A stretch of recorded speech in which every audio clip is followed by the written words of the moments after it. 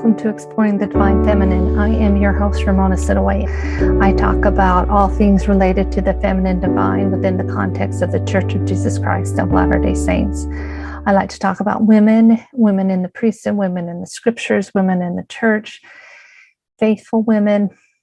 I just am fascinated by the divinity within us. I just want to make a claim, a small disclaimer, I should say, that this is not an official podcast of the Church of Jesus Christ of Latter-day Saints. I don't speak for the church. These are my thoughts, my opinions, my feelings, and I am just so grateful that I live in a time that I can express these ideas to people who are interested. So thank you so much for joining me. This is episode 2. This is the second part of a series that I started the last episode. Let me just get my notes here. Last time we talked about how Eve is the mother of all living, and I talked about 4 different ways that I felt like why she was considered the mother of all living. And I asked a question of why you thought that that Mary was the very first person he came to, that she was the very first witness of his resurrected body. What I find about this, and this kind of just ties in with how I know some women feel a little disgruntled, feel confused about why women are not apostles and prophets. But the church is a scaffolding, and it will go away in the next life because everything is for the family, and the family is what will rule in the end. And Jesus, he later met with the apostles, and he continued giving instruction on how the church was to continue to unfold and what needed to be done. But his first priority was his wife. He was part of a divine pair. As I've said before, this is not an official position of the church. This is a cultural belief among members, and I think among other faiths as well, other religions. At that time, a man could not be a rabbi, could not start his ministry unless he was married. He had to be married. That was just the culture back then. So for Jesus to have started any type of ministry and not be married would not have been allowed, and it would have been a very unusual thing. So that we talked about last week, and we went over Abish and how that was an archetype of the resurrection as well. Today, in this episode, let's talk about this whole idea of unity and Zion. Marriage is often referred to as 2 people willing to make compromises. One wins, then lets the other win. And to me, this does not sound very satisfying. I think it works once in a while, but not as an overall thing to be happening all the time. And it's not very celestial.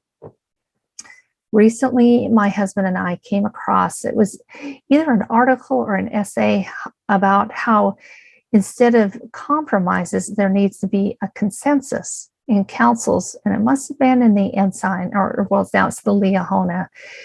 And the husband-wife team is the most powerful council, right? It can be. So this is how I envision our heavenly parents working together. There is absolutely no spur of the moment decision making where only one of the 2 is authorized or has to be the one to make a quick decision. I have always balked at that description of a pilot and a co-pilot, a president and a co-president, because the apostles have said absolutely without a doubt, a marriage is not like the church. Presiding in the church is not like presiding in a marriage. That the partnership between the man and woman is equal. They're as one unit, and there's no vice president or president. And if we are trying to do that in this celestial world.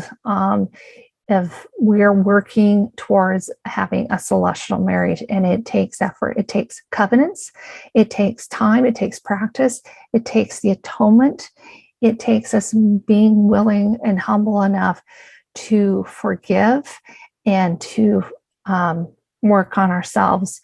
And every marriage and every individual is so different, but the command to be unified is the same for everybody, but it's going to look different, I feel like, in every marriage. So I've always maintained that 99% of that, you have to have one make a split, a quick decision, is it's either poor planning on both spouses or unrighteous dominion. Neither spouse, husband or wife, should be giving away their power, and that the other should never be usurping it. I hope I said that right. That is not presiding. That is not leadership. That is not teamwork.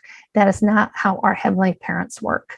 There's a scripture in the Pearl of Great Price that has always fascinated me, and I love it. And it somewhat applies here, and I'll explain how.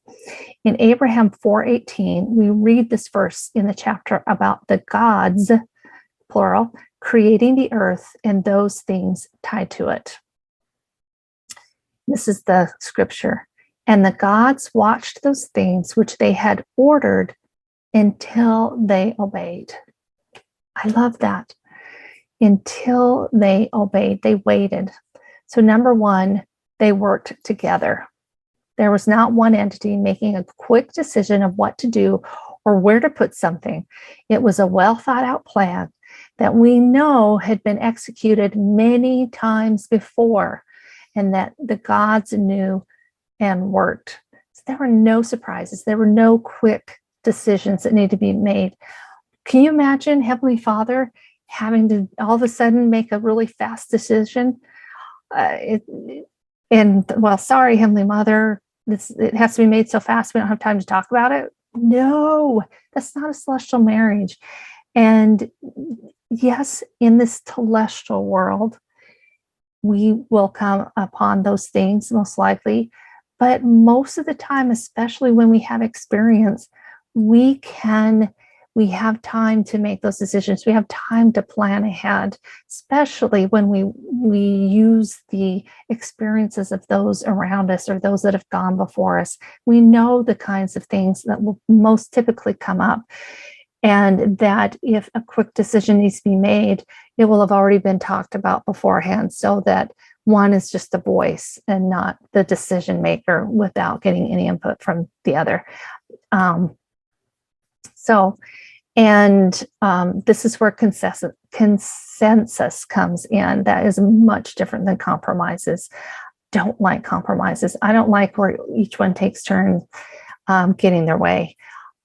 And it's always worked out best for my husband and I if we have waited long enough that we are both like, yes, this is the right decision. Where we put a shed that we're building, which lamps to buy, which where to live, which house or property to buy. I mean, all those decisions, how we're going to discipline when we had children, when we were raising children. When we were able to come to a consensus, it was usually different than either one of ours. And when we come together, it's a completely different decision. But sometimes one would come up with an idea and the other one would be, that sounds good. That's not a compromise. That's a consensus. It doesn't mean that one can't be coming up with any or all of the ideas, but the other one needs to have a voice and needs to be in complete consensus with the other. So we talked about one, they worked together according to Abraham 4:18. Number two, the gods watched until the elements obeyed. The gods, who have all power and authority, did not force even the elements to do their bidding. Not even the elements. The elements had the free agency to come together. The gods ordered told them what that needed to be done, how they needed to come together, and then they waited until they obeyed. They watched and they waited, and we have no idea how long, a millennia, 10 minutes. So my point here, and why I bring this up in conjunction with partnership between men and women in councils and in marriages, is not about the obedience part when it comes to partnerships, but especially in marriage, but about patiently waiting and watching until a consensus is agreed upon, because the relationship matters more than the decision. Feelings and of being heard and understood. And I really feel like the best counsels are that they decide not to make a decision, whether this is in the church councils or business decisions, until everyone is on board. And if someone's not on board, then they wait. And I know that's how the brethren do it, and the general authorities, they wait. There's no decision that is made just spur of the moment, just because there's a majority rules or because the prophet says, well, this is the way it's going to be done. They wait until everybody has at least prayed about it and have that feeling from the Spirit that of a certain way that a decision should be made, or a certain direction that should be followed. And I love that. And this takes time. And people who are impatient have a harder time with this.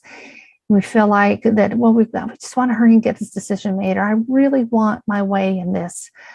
And it always has worked out better in my marriage when we have taken time and waited until we were both comfortable with a decision, not just comfortable, not with just, oh, I give up, have your way, because that doesn't work.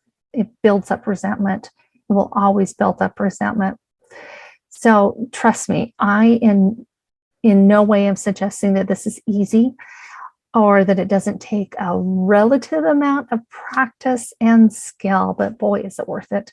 My husband and I have been married 38 years, and we are still working on our counsel.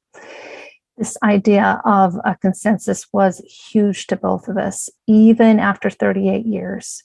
The idea of a consensus, we'd practiced it, but to have that more in our tool belt, in our skills that we use as a counsel when we talk. We've had a motto over our marriage that if ever either one of us is feeling pressure to do something, to make a decision quickly, then the answer will always be no.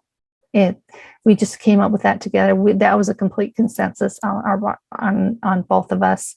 We did this out of self-preservation, mostly within the context of a pushy salesman, and of having buyer's remorse after jumping into something, after we felt pressured or felt like we had this narrow window of time to make a decision. And if we didn't do it, we would really miss out on something. And whether or not it was a good or bad decision, it was usually bad. If we felt pressured, it usually was not a good idea. And there was a reason why we were being pressured. But that buyer's remorse is like, we should never have let ourselves get into that situation. So we are now applying that to our marriage. We will just have to table the discussion or decision until there is a decision that we've made together. It has made a big difference, and we're still refining it. We are two very independent people, very strong opinions, strong personalities,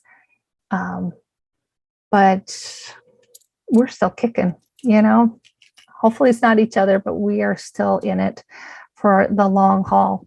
It's taking some tweaking of both of our personalities to do this without overturning our personalities. I think some people feel like they have to be a completely different person in order to get along with somebody, whether it's a marriage, in a calling, a business. I feel like it can be done with just a little tweaking of your particular, with both personalities. It always works better when both parties are working on this and have the same goal in mind, and especially in church councils.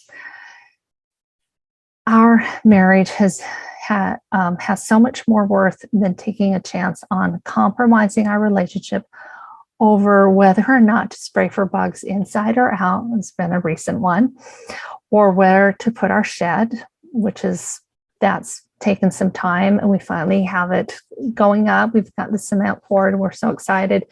That took some time. We had to put that on hold for, it was probably a good year, well, maybe not quite a year. But after we had somebody come out and give us a bid, we were going back and forth, and we both wanted each other to be happy about where it is and where we decided to put it. We are both very much in consensus. We've had to wait and watch patiently until we both felt right about a decision, rather than one of us compromising just to avoid a disagreement. Now, with the spraying the bugs, that is a bit of a compromise on my part, and it's a compromise on his part too. But we came to a consensus that I knew he would feel much more comfortable if he just, at least having some spraying on the outside, and I understood his worries. And he knew I would feel much more comfortable if we don't do it on the inside. So there was a bit of compromise, but not in the sense of one winning and the other losing. I felt like we both won in that, and that's the way it should feel. God watched over until the elements obeyed. So even with God in his unlimited power, he also had patience, and he still has patience with us, and he honors free will. And that is one of those strong elements that we are striving to learn here as well. What I would really like to see is a lot more in counsel in the church. It's getting so much better, so much better. Just in my time of being, I've been a member my entire life, and I've been in a lot of leadership positions in the sense of needing to work with councils, whether it's a council within just the women or a council in with the men and the other leaders. And even with the different personalities and everybody, just take, for instance, in the bishop's councils, each one's had a different personality and done it a different way. But I feel like overall, they've all been really good for the most part of listening to everybody and taking on board. I haven't had this with all of them, and I have felt like that sometimes I've sat there and felt like that my voice was heard but not listened to, if that makes sense.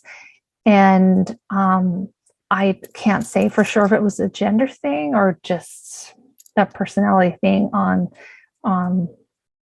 in terms of the bishop, but I know I felt within the council itself that everybody, all the leaders, were listening to each other, and I could completely understand why a bishop and a stake president do what they do. They have a lot of accountability on their shoulders, and they're responsible for everything that is put together in every organization. So I can understand some of their hesitation with things. It's not an excuse, but it's an understanding. And a lot of why this particular subject came about is because, there's two things that really bother women in the church.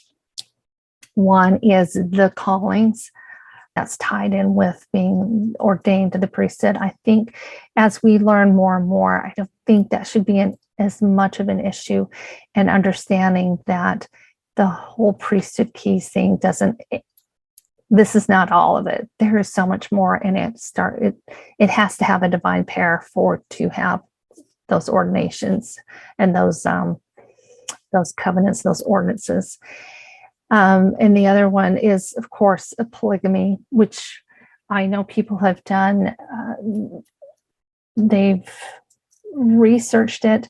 There's not a lot that we have firsthand knowledge from Joseph Smith, original records, what we call those original sources. We have secondhand sources, and I can't even pretend to say that I understand it, or I don't I still believe that monogamy is the law, and that anything else is temporary or a stepping stone or an appendage to, or I can't see how God would be living anything other than the law. And monogamy has always been considered the law, the main law. So, and some women have had a lot of really strong feelings about this. Number one, I do feel like we need to be careful. And this was not my original articulation about it, but somebody said we don't need to get offended on behalf of somebody else that actually lived through it. We know some women were offended. We knew some women weren't. Not everybody was offended by that. And by the time it got to the third generation, there were just as many women who were upset at the ending of that, living that particular lifestyle, as were when it began. So we need to be careful on becoming offended on their behalf. My husband has that in his family, has polygamy, and it was a positive thing. And they called her aunt. My father-in-law had an Aunt Polly. He called Aunt Polly, which was his, I believe, his father's or his grandfather's, one of his wives, I think. We don't know all the reasons.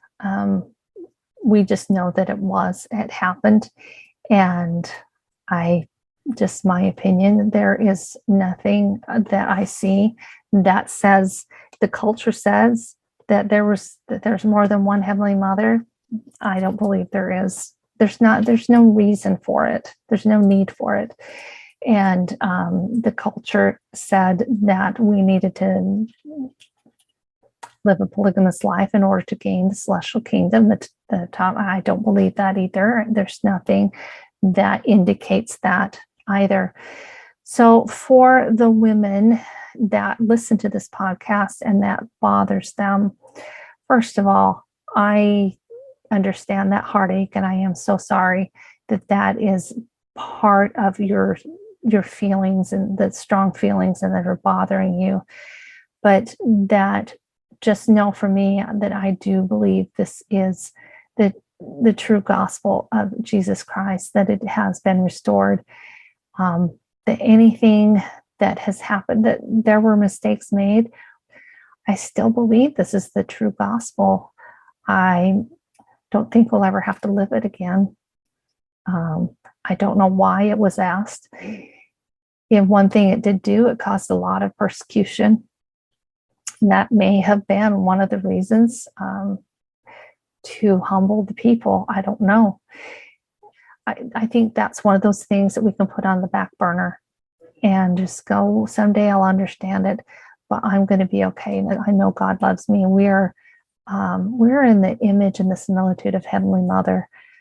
And there's nothing that's indicated that there's more than one. Just because it's, we don't have God coming straight out and saying, by the way, here's my wife, here's the Heavenly Mother.